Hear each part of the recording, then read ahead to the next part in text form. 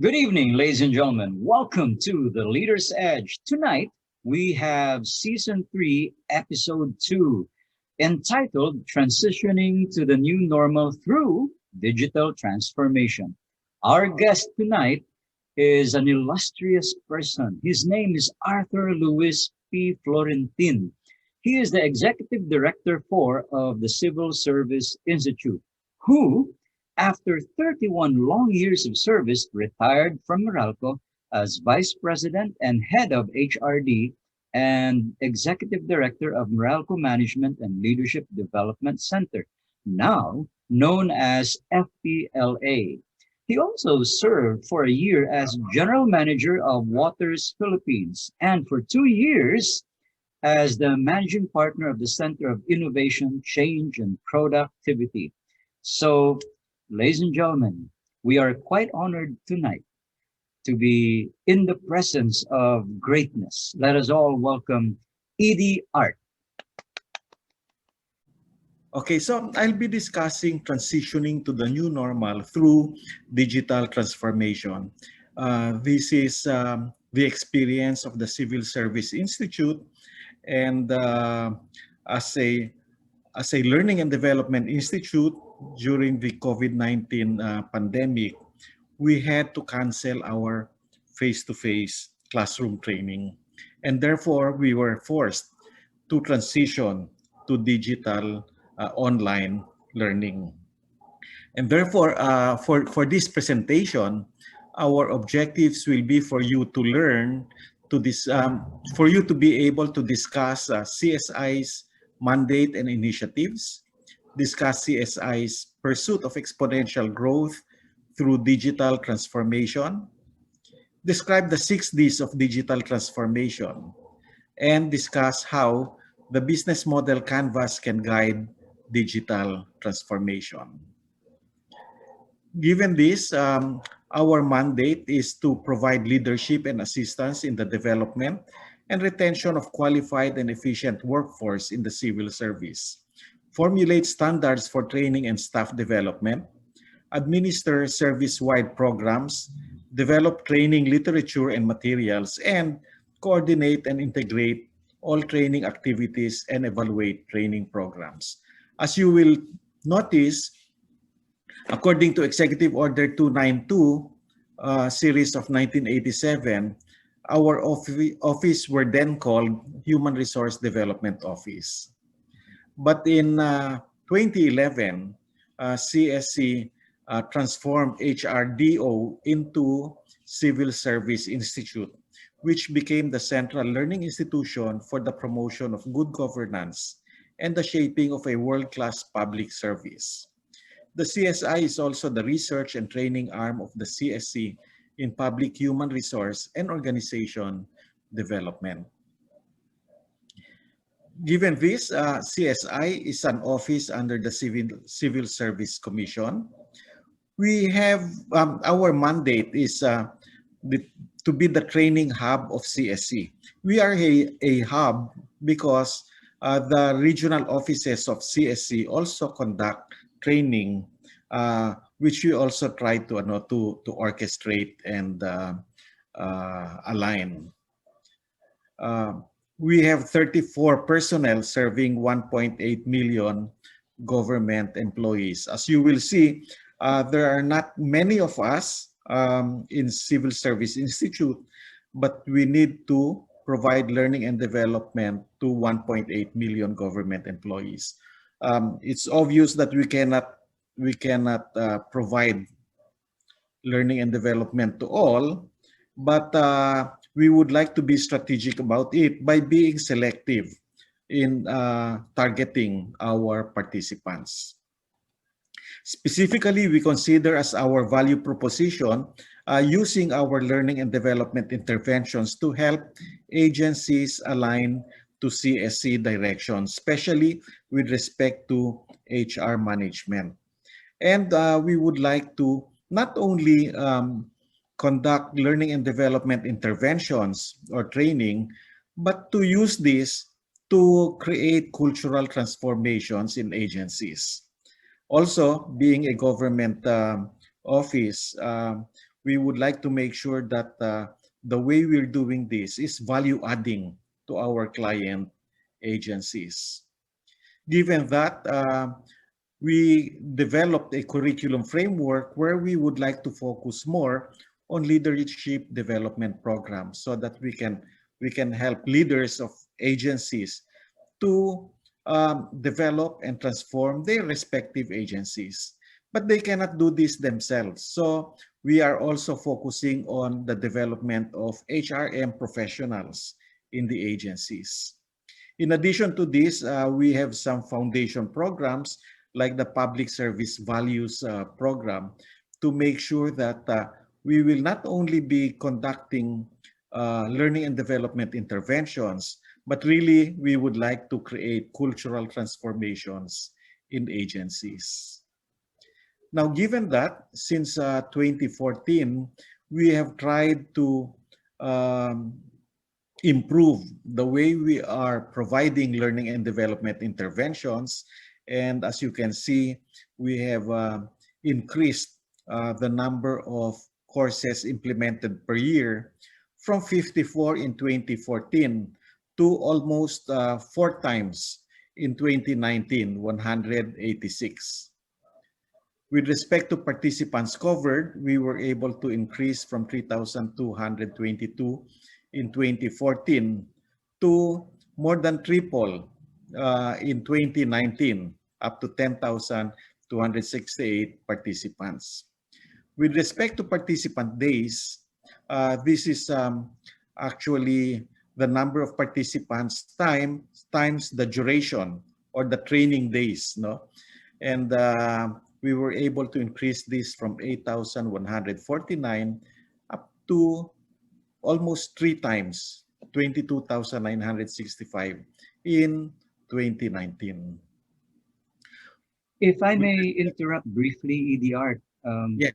I'd like to note how impressive the statistics in the charts that you're showing are, because they look almost like mirror images of each other. And part of me is dying with curiosity. Was there resistance at all during the early times when the pandemic first hit, from live training over to online training? Did you experience that? And how did you manage to get people to comply and participate anyway? Well, actually, before the COVID-19 pandemic, we had a uh, more difficult time in introducing online learning. But because of the pandemic, we were forced to use online learning. Mm. And because of that, it became much easier for us to shift to online learning. I'm So wondering. as you see, what I'm presenting now is only up to 2019 because this is just um, an introduction to before the COVID-19 pandemic. Oh yes, that's right. Um, Part of me also was about to ask you, how do you monitor attendance? Because when people kill their video feed on the pretext of, yeah, an unstable internet connection, how do we know they're still there? But No, actually, during these years from 2014 to 2019, they were all face-to-face classroom yeah, training. okay. Mhm. But do go on, EDR. The statistics really are just fascinating because how close the actual and the targets almost mesh with one another. Yeah, so actually we're trying to increase our capacity because we know that we need to create a critical mass if we want to create a cultural transformation, and we need to continually train more and more government employees to be able to do that.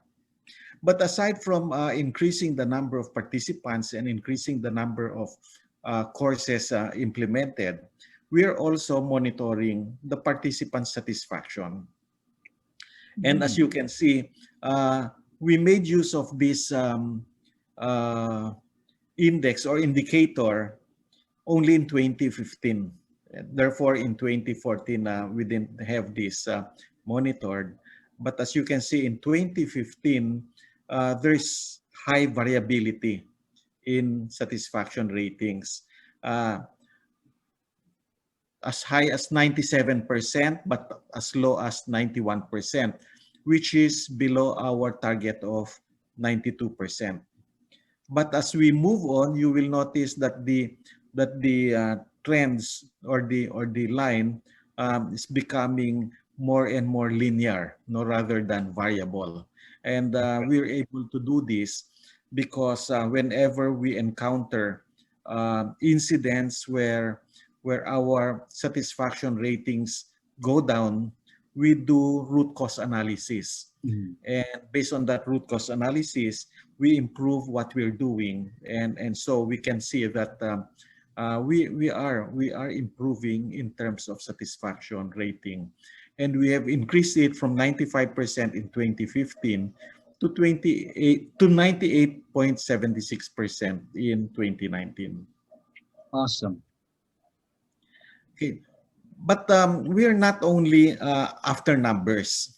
Mhm. Actually, since 2018, we have been conducting also impact evaluation, meaning we go back to our participants, especially those in our in-house programs, if they were able to apply what they have learned and if they were able to uh, experience no benefits from applying what they have learned. And so far, we have been getting good impact evaluation. We were able to increase our accomplishments from 2014 to 2019 due to our weekly general assemblies. We invest around 2 hours every week, every Monday, to a general assembly where we discuss what happened in the past week and what we plan to do in succeeding week. We also conduct learning sessions, especially in areas where we believe we need to improve on our competencies. And during these general assemblies, we also have what we call the value it portion, where anybody can just stand up and value somebody because they were able to observe that person um, manifesting our core values. So aside from weekly general assemblies, we have the monthly MANCOM meetings where we um, try to evaluate and monitor our accomplishments. But more than that, we have what we call the performance dashboard. Here, we're able to monitor our accomplishments real time. We're just using Excel, but we are able to monitor the accomplishment of the whole Civil Service Institute. But this can be drilled down per team, the accomplishment of each team, and even the accomplishment of the different individuals contributing to our objectives. And lastly, we do mentoring and coaching. Even if we were able to triple and quadruple our performance, we feel we still need to provide massive learning interventions. Because if you see, we're achieving around 10,000 participants, but the total number of government employees is 1.8 million. So Yes. we're still far off. And therefore, we started exploring digital online learning 2 years ago in 2018 because we feel that online learning will help us to be able to expand our capability and reach out to more participants. During those years, we already conducted webinars and were able to produce micro learnings, but it is not at a proportion that we feel that will create the volume that we would like to achieve. No? So also we take note that the fourth industrial revolution is already here. It has been with us since 2010 to 2016, and therefore, because we're not yet that technically advanced, we feel that we are behind. No, we are behind. Now, COVID-19 pandemic plunged us into the digital world. Why? Because COVID-19 pandemic requires social distancing. Right. It has restricted mobility and communication. And definitely, we cannot implement uh, training programs because it is mass gathering. Mm. And therefore, since March, we canceled all of our training programs. But what we did was to now focus on reviewing our current courses and and redesigning them so that we can implement them uh, as an online learning. What enabled us was that we since we started exploring digital online learning 2 years back, we have taken a look at different applications Mm. like Percipio, Zoom, GoToMeeting, no, and we were able to use this while we were in lockdown. Remember, there was a lockdown in March to April. So even under lockdown, we continued to meet with each other. We continued to conduct our general assemblies every week. And Mm. as we did that, we also became more familiar in using these applications, which we now applied to conducting webinars. So So it was kind of like killing two birds with one stone. So you'd have your sort of like a town hall meeting, but you did that safely online. online, and it became an opportunity for us to practice using digital applications. That's right. Initially as a meeting, and then later on as webinar. And this now started us off to transitioning to digital online learning. Thank you so much for having joined us for this season 3, episode 2 with Edie Arthur Luis P. Florentin, who spoke to us about transitioning to the new normal through digital transformation. Do come back as we go through part 2 of this awesome episode. And as we close today, we will also like to invite you to tune in to our next episode after this three-parter featuring Juan M. Roy, an HROD consulting head of Nomura Research Institute in Manila, as well as being a program chair for the Philippine Society for Training and Development. He will be talking to us then about developing leaders in the new normal. So that's for season 3, episode 3. Remember, learning is a never ending journey with limitless vistas.